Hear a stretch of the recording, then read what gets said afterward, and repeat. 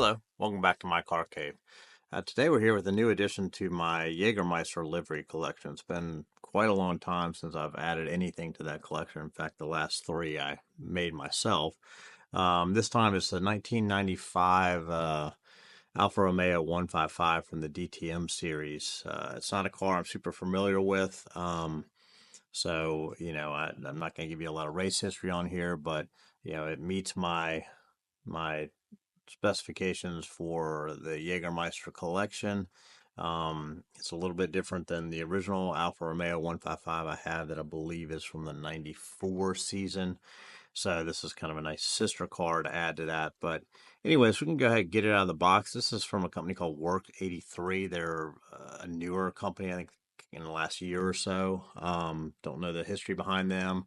They tend to focus on older race cars. A lot of, I don't want to say reissuing of cars necessarily, but they are kind of, I do wonder if, tools become available for sale. And so a company will pick up some old tools because you gotta wonder if this is similar to the old Paul's Models Art or UT versions. And we'll go ahead and compare that. It is slightly different because it's a different year, but maybe the tooling was available and therefore, they picked this up and it was a cheap way to start a diecast company. So anyways, let's go ahead and open the box and we'll take a look at it and do some comparisons against an old car. Okay, now that we got it out of the box, let's go ahead and take a look at this model. Like I said, it's a 1995 Alfa Romeo 155 DTM car. It's not a car I'm very familiar with. I didn't have access to DTM racing over here in the States as I was growing up in the way that I had access to F1. So don't know any race history. It's hard for me to tell how accurate these cars are other than the photos I see. But again, I'm a livery collector as well, in addition to my Formula One and Le Mans stuff.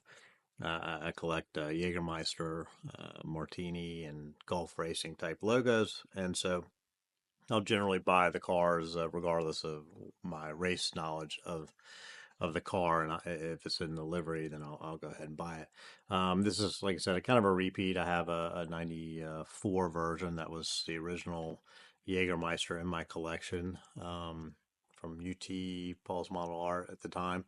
And so it's kind of interesting to see this being made. I think Works 83 is, when I look at what they're offering, it looks like a lot of old UT and mini champs for Paul's Model Art molds that they've kind of bought and refreshed a bit. But yeah, so it's a die cast. It's not super heavy. The original one is heavier in my opinion. But you do get some nice little more modern type features here. Starting off with, you get a little more carbon fiber decaling here. So this decal here, it's not quite Paul's Models Art or sorry, Mini Champs type quality. It's got a little bit of a texture to it. You can kind of see, but you do get that along the bottom, whereas in the old one, it's kind of just painted. Same goes for the wing. The wing is it's removable. I'm not sure why it came separate in the box, but it's just plastic wing, and again that has a carbon fiber texture or kind of decal appearance to it as well. So that's nice. Being die cast, the wheels do spin. They do not turn. So just to be accurate about it, the old days they used to turn as well. So, but yeah, they do roll. It's a rolling model. You get a little extra, uh, imprint here. You get a fan imprint on the radiator there, or the air intake there. The headlights look good. It's a nice clear lens. However, I do think it's probably should have had a decal on it based on photos I've seen in other models. For some reason, Alfa Romeo put these white striped decals over the headlights, and not sure what that was all about. Uh, different on this year. You have a different wing mirror here. Different outlets here. You have some vented outlets here that, frankly, I wish they had painted them black in there underneath this decal. But that's at this price point, I can't complain too much. Interior wise, looks very nice. More painting and more details than the original version. You do get carbon fiber decaling here as well as on the dash. The dash actually feels more like a imprint. And this feels more like a decal on the steering column. Let's see what else. Nice taillights in the rear. Nice Alfa Romeo logos. Twin tailpipes out here.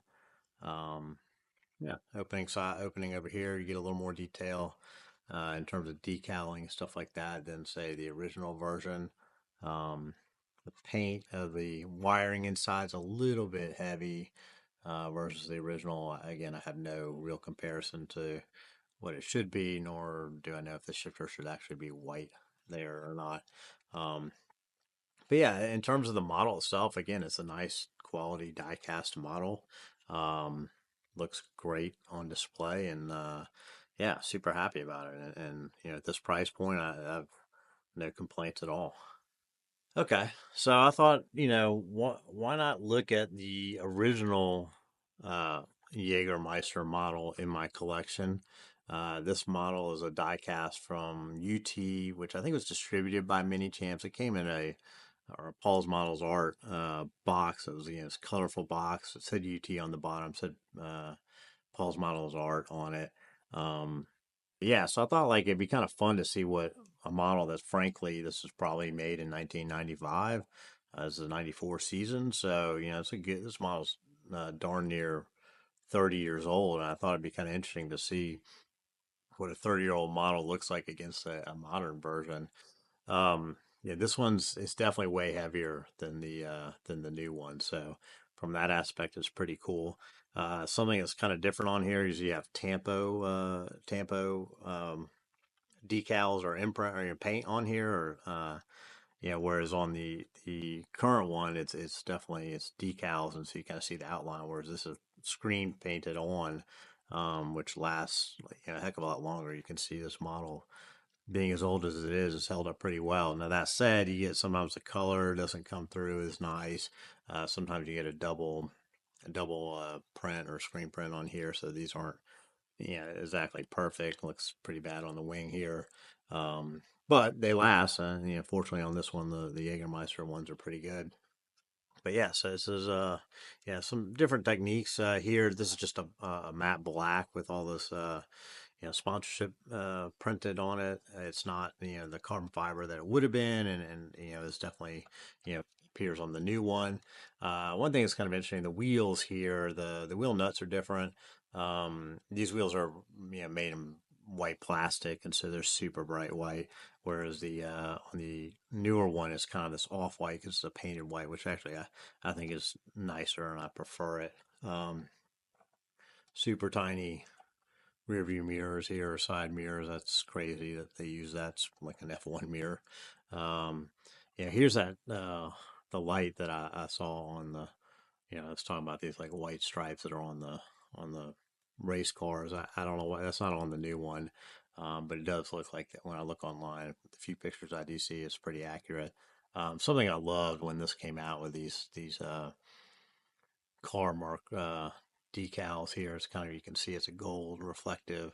It looked like it was metal. It was super. Back in the '90s, you got to imagine that was pretty high tech. Kind of like the flocking was on the Kyosho models. But this is back in the day when you really had Barago, Maestro, GUF, um, and Anson, and I'm probably mispronouncing all of those names, but you know, very limited and very low quality or less detailed models. When UT and Mini Champs and Paul's Model Art started making stuff, that really kind of, I think, caused a boom in the diecast collection community, and gave us a lot more high quality models to chase after. They were more expensive, but they're also more interesting and higher quality. So this is going to be the first Jägermeister I had for sure, and that kind of started the collection. It's not a huge collection; it's probably 30 odd models or something like that. But this is the original. Here it's just straight plastic. It's not super exciting. Another thing I really liked, these reflective heat shields that they put on the back. Some kind of thick decal that start to peel a little bit. But I thought that's super cool. Not sure why the exhaust was ever situated this way on these cars. Seems stupid, like it would burn the back bumper. But and that is what it was. So, but I always thought, back in 30 years ago, this is pretty cool. I mean, it was have a reflective decal, it wasn't painted silver or anything like that. When this kind of silly chrome stuff you get now, but um, one thing I do is I look at the bottom of these, and just again leads me to believe that when you look at these suspension parts on the rear here, they're almost identical. There's subtle variations to the bottom of these cars. This one being a 95, this one being a 94. They're slightly different. If I grab a 94, or 95. You would see they're super similar. So it leads me to believe that Works83 is just buying a bunch of a bunch of molds from UT or from Paul's Model Art, Mini Champs, one of the those companies, and then they're just reissuing them. Some of the summer models that we've already had before, and if you miss them the first time, you can get them now, and some of them are just variants that weren't made back then. And so if you want to add to your DTM collection or your British touring car collection, then you've got an opportunity to.